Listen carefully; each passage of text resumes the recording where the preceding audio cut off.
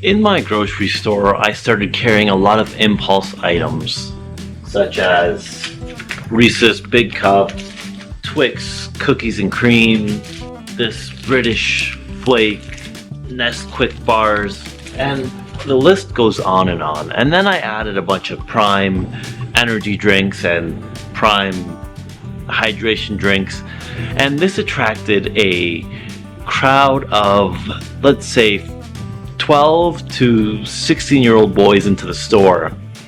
And some of them are nice and some of them are, fine. I don't have to worry about them. But some of them, wow, this age group is just challenging. And then it forced me to realize that as I'm helping other customers, these groups of 12 to 16-year-old boys are stealing from the store. So naturally, what did I do? Like every other store should do, is I installed cameras all over the place. And we're gonna see if these things actually pay off and are an investment that actually returns something, rather than having me just go crazy, set them up every 2 weeks when they need to be recharged. Welcome back to my channel, everybody. I hope you're having a great day.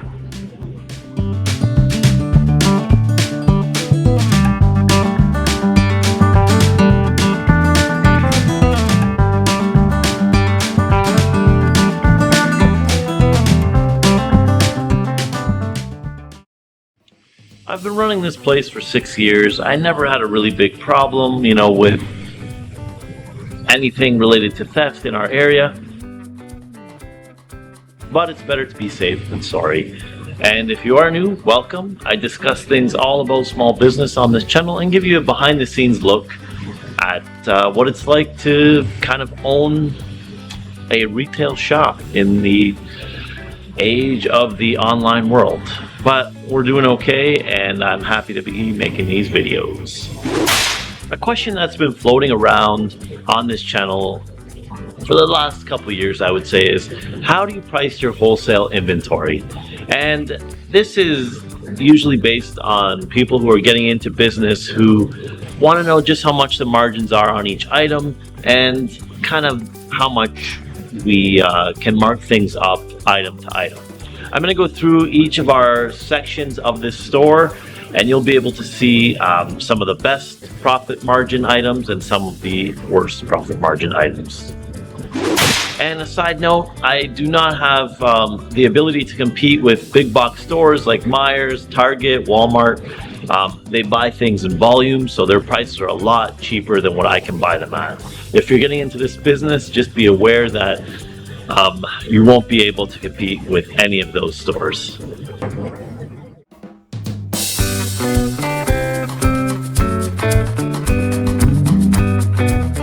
Welcome to my fruit and vegetable section. I built this business based on fruits and vegetables. Pretty much what you see here, plus a couple other coolers, is our section. I suggest if you're in a small store, keep it very, very tight. You don't want too much waste. Now, that being said, everything I buy in this store, I try to double my money on because of the waste. So if I'm buying tomatoes at $1 a pound, I'm retailing them at $1.99 a pound. Buying bananas 50 cents a pound, I'm retailing them at 99 cents a pound. And you're thinking, that's the profit margin's too high on that. You're forgetting that there's about 20% waste on average in the fruit and vegetable department. So when it goes good, it goes good. But when it goes bad, you're probably losing money. So make sure it's all maintenance, make sure it looks perfect. One bad looking apple in a bunch, no one will touch it. So this is a very labor intensive section. You have to constantly be on it. That's why we charge what we charge for our produce. And yeah, just so you know, I'm trying to double. If I'm buying lettuce at $2, it's retailed at $3.99. If I'm buying potatoes at $1 a pound, $1.99 a pound.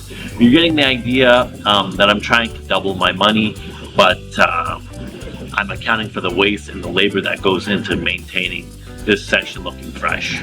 So keep it fresh and pile it high and watch them buy.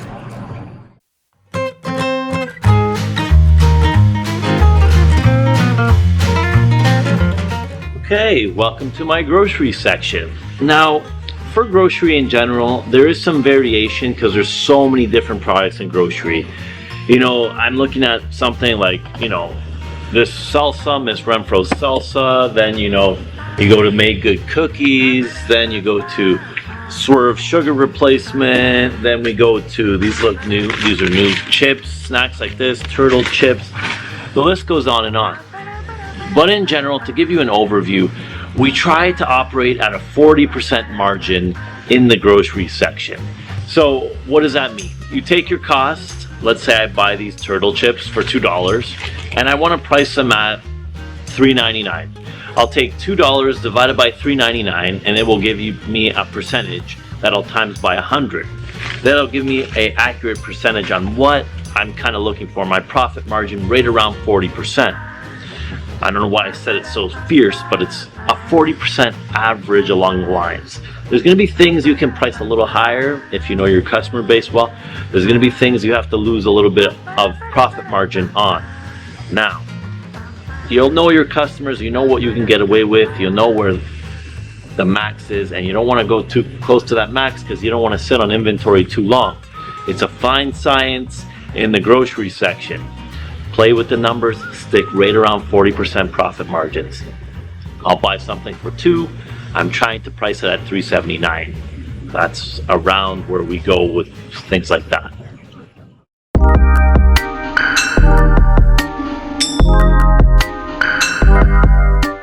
Okay, here's my impulse section.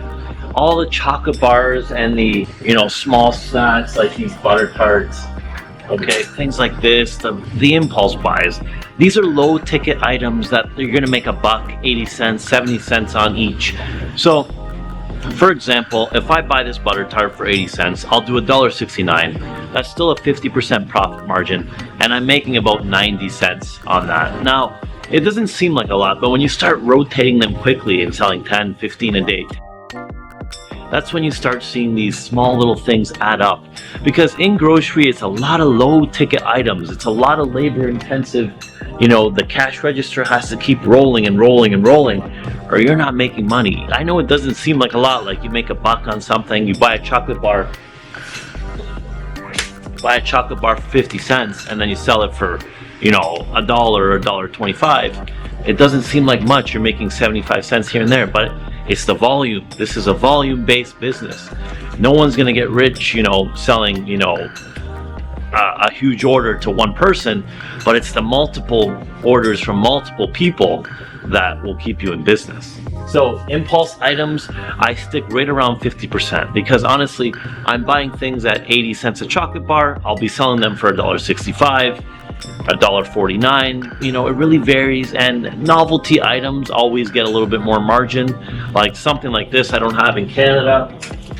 These 𝐑𝐄𝐋𝐀𝐃 cookies and cream, we don't have this here. I managed to find a good distributor. You can make a little bit more money and it gets people to try it. So these will move faster than everything else. So it's a game based on rotation, and don't expect, to get rich, but you'll be eating good. Something like this. If you're anything like me, you're always looking to take your store to the next level. This is why I partnered with IT Retail, a leading point of sale system that is designed for family businesses just like yours, and specifically for stores just like mine as well. With over 2 decades of experience, IT Retail provides everything you need to streamline your operations. IT Retail has a state-of-the-art hardware and an intuitive software. And better yet, their comprehensive training and support is #1. So if you really want to elevate your store and the experience with your POS system, try IT Retail today. You can find out more information in the description below.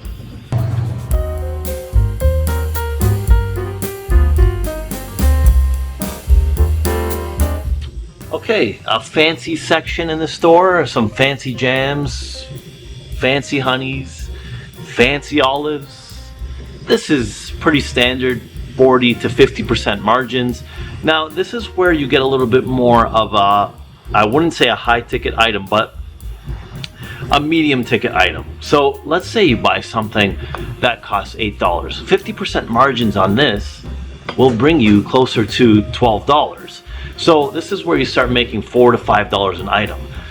If I can suggest anything to you, it's find items that cost more that people want if you want to build your average sale.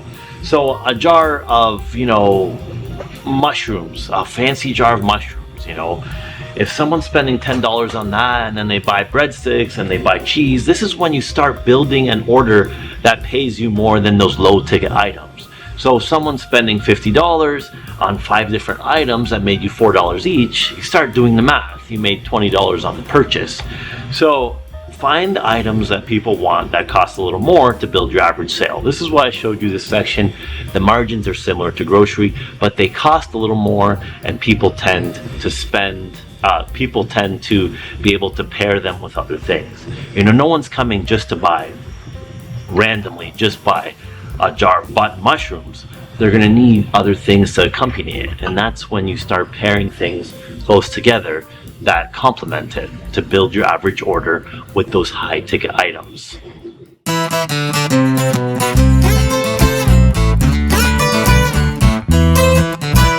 Okay, the dairy section, another low profit margin item, but it rotates fast enough that it's worth having, and you almost have to have it. If you're going to do grocery without milk and eggs, no one's going to be too happy with you. So eggs, milk, butter, yogurt, honestly 20 to 25%. If you're buying specialty dairy, the prices will be high for customers, but it depends on your customer base. A lot of waste as well if you're not busy enough at certain times, so that's why it cuts into it. Milk, honestly, you just have it to have it. Honestly, you make more money making cappuccinos and lattes at the front with your milk than selling it. And yogurt, 30% margins. Just be aware that, watch the dates on dairy. If people see bad dates in your store, it changes their whole feeling and their whole vibe on the store.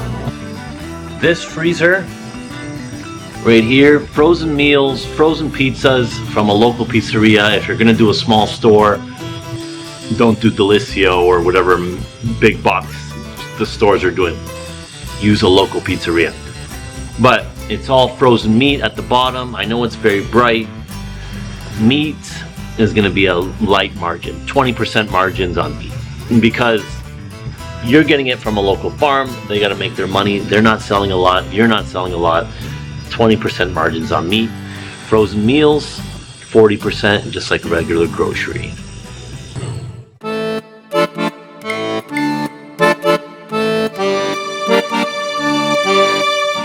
Okay, this store has a ton of pastries, from butter tarts to pies to angel wings, which is pretty much fried dough with sugar. It goes on and on. I have more at the front. People just love baked goods. And this is a section with a lot of waste if you don't move it fast enough. So my margins are 50%. If I'm, spending $4 on a 6-pack of butter tarts, I'm doing $7.99. I know that might seem high in certain areas. In this area, it works. You really have to gauge your pricing on what works in your area. So my margins are 50% in the bakery department. Honestly, everybody seems to be okay with it. I've never had a big waste problem with bakery, so I'm gonna leave it at that. Okay, things like bread, I'll do this quick. There's a lot of waste with bread. It has to sell during the day. You can see we had a slow day. There's still some bread. Now this will be marked down tomorrow for 50% off. Bread, when it goes good, you're around 30 to 40% margins, but you're just gonna squeak by with bread because I feel like an Italian dad. I don't know what that means. Hey,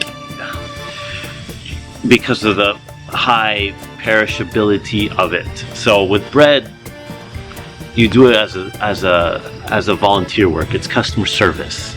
You don't make money with bread, you just make bread. This shelf-stable bread, it lasts a little longer, so you make about $1 a loaf. Okay, you're making $1 a loaf on a lot of things, but for example, bread, that's it. And I know a lot of you probably think this store is like snobbish, high-end, boutique-y kind of. Hey, but the fact of the matter is our prices are not that much higher than your regular kind of nice grocery stores. The discount stores we won't be able to compete with, but it's a normal store in a convenience-based setting.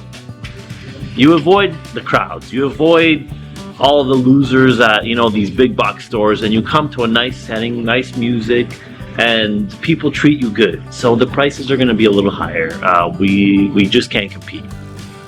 So that gives you an idea on what I've been working with in this store. This is kind of a high-end boutique kind of grocery store. I don't like to call it expensive because it is based on convenience, and our prices are not much higher than your regular grocery store, but they are a little bit higher. You'll have to find what works best for you. This is a snapshot in Ontario, Canada, in a small store, so you will have to vary your margins with your customers. If your niche is, you know, a discount Benson Dent store, then you'll have to go much cheaper than me. If you're a luxury store in Switzerland, you'll be able to price things higher than I will. If your rent is high in New York, your prices are going to be higher. So this is my personal experience. You know, in big box stores, they run at much slimmer margins. They move more volume. I move less volume, so I'm sticking right around 40%. Thanks for watching this video, everybody. I really appreciate it if you made it this far.